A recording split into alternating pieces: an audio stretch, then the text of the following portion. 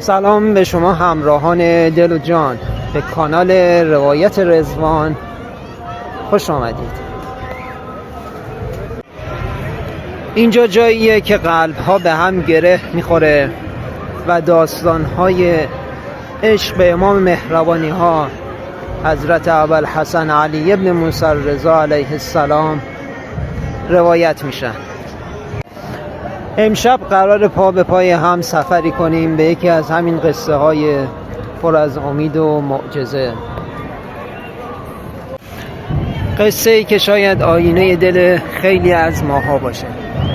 پس همراه باشید و بریم روایت امشب رو با هم بشنویم.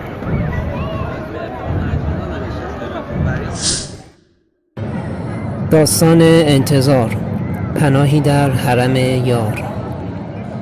زهرا با چادری گلدار و رنگ رو رفته کنار پنجره کوچیک آشپزخونه ایستاده بود. دستش رو روی شکم صافش میکشید و آهی عمیق از سینه بیرون میداد. 42 سال از عمرش میگذشت و 20 سال از زندگی مشترکش با رضا. زندگی که جز یک چیز همه چیز داشت، فرزندی که گرمای خانه را کامل کند، ادامه دهنده اسمشان باشد و روشنی چشمشان. رضا مردی آرام و صبور بود، با محاسنی جوگندمی و چشمانی مهربان. او هم مثل زهرا تمام این سالها با آرزوی پدر شدن زندگی کرده بود. تمام دکترها از بهترین متخصصان داخلی گرفته تا طب سنتی همه یک جمله مشترک را تکرار کرده بودند: از نظر علمی راهی نیست. واژه ناباروری غیر قابل توضیح مثل پتکی بود که بارها و بارها بر سر امیدشان فرود آمده بود. زهرا و رضا هر دو معلم بودند. زهرا درس ادبیات میداد و رضا ریاضی. سالها بود که بچه‌های مدرسه برایشان حکم فرزند را پیدا کرده بودند، اما هیچ چیز جای خالی یک فرزند واقعی را پر نمی‌کرد. خانه‌شان پر بود از سکوتی که هر شب با صدای عقربه‌های ساعت و تیک تاک آن گوش خراشتر می‌شد.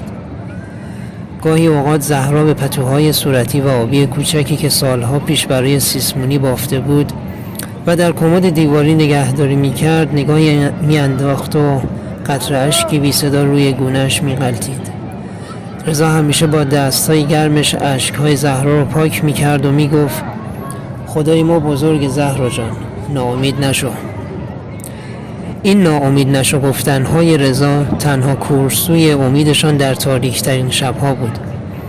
یک روز زهرا در یکی از گروه‌های مجازی مذهبی که عضو بود، داستان شفا یافتن کودکی بیمار در حرم امام رضا را خواند.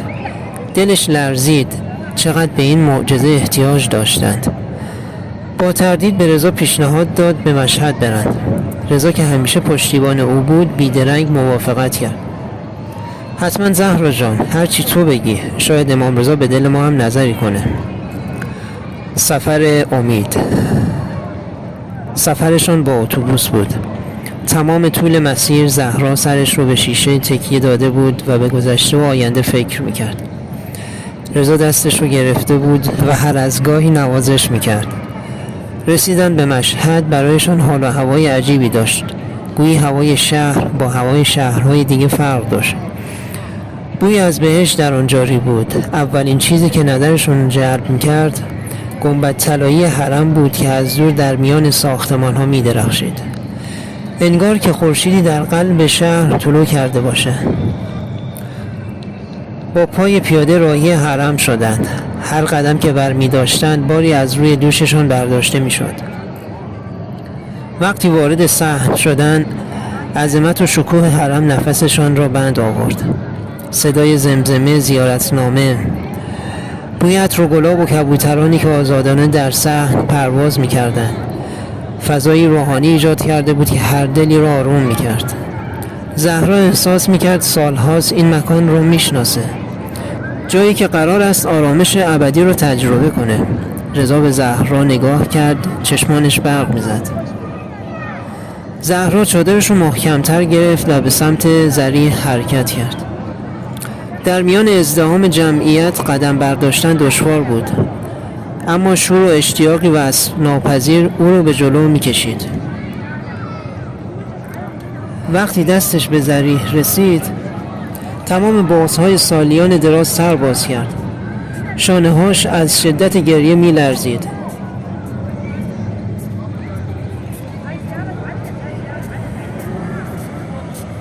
رضا پشت سرش ایستاده بود، اشک‌های او نیز بی صدا جاری بود. زهرا در دلش زمزمه می‌کرد: یا امام غریب، یا ضامن آهو، ما سالهاست منتظریم، به حق مادر زهرا به ما فرزند عنایت کن، ما هیچ کس رو جز شما نداریم. روزها در مشهد به همین منوال گذشت. هر روز صبح بعد از نماز راهی حرم می شدند. گاهی ساعتها روبروی گنبد می نشستند و دعا می کردند. گاهی در صحنها قدم می زدند و از معنویت فضا سیراب می شدند. رضا به زیارتنامه خواندن و دعا کردن زهرا کمک می کرد. در این مدت آشنایی با خانواده های دیگر که آنها هم به امیدی به مشهد اومده بودند حس تنهاییشان را کم کرد.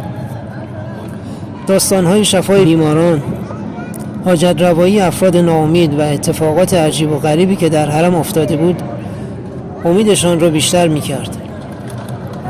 نشانه‌های امید. روز آخر سفرشان بود. زهرا برای آخرین بار کنار زریح نشسته بود و آروم و بی صدا گریه می‌کرد.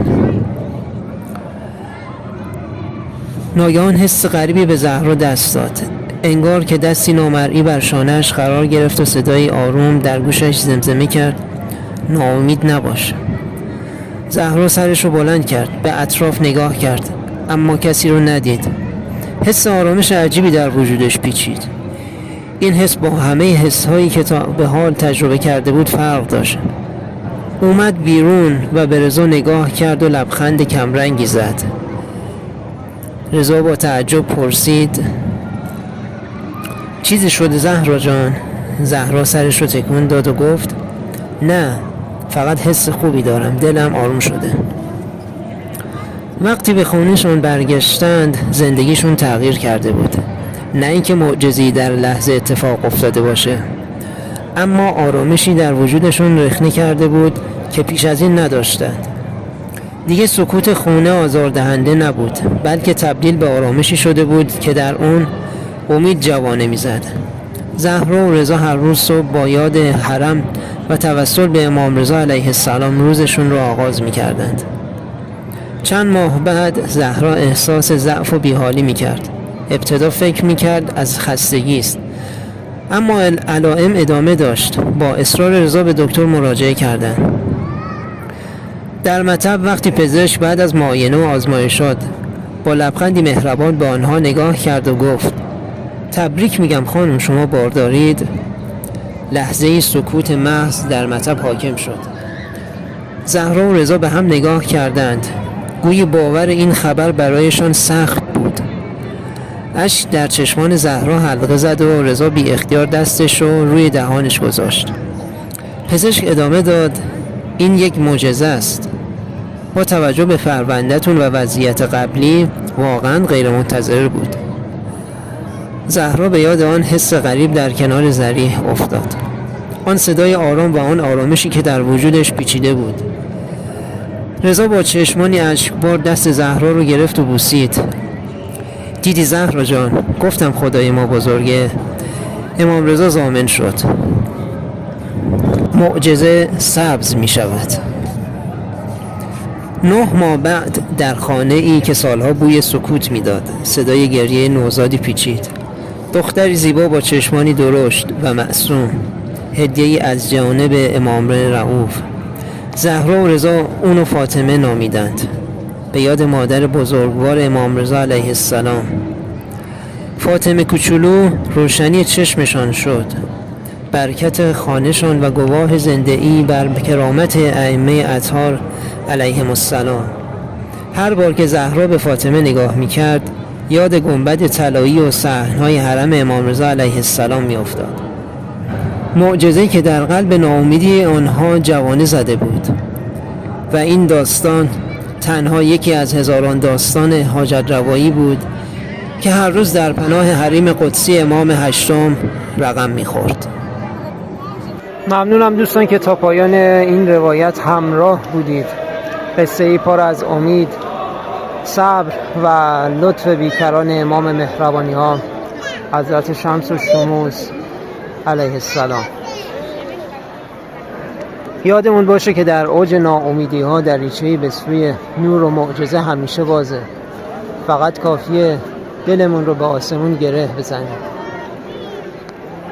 امیدوارم این روایت آرامش بخش دلهای شما هم بوده باشه. تا روایت دیگر در پناه حق باشید و دلهاتون پر از نور رضوان. یا علی مدد. خدا نگهدار.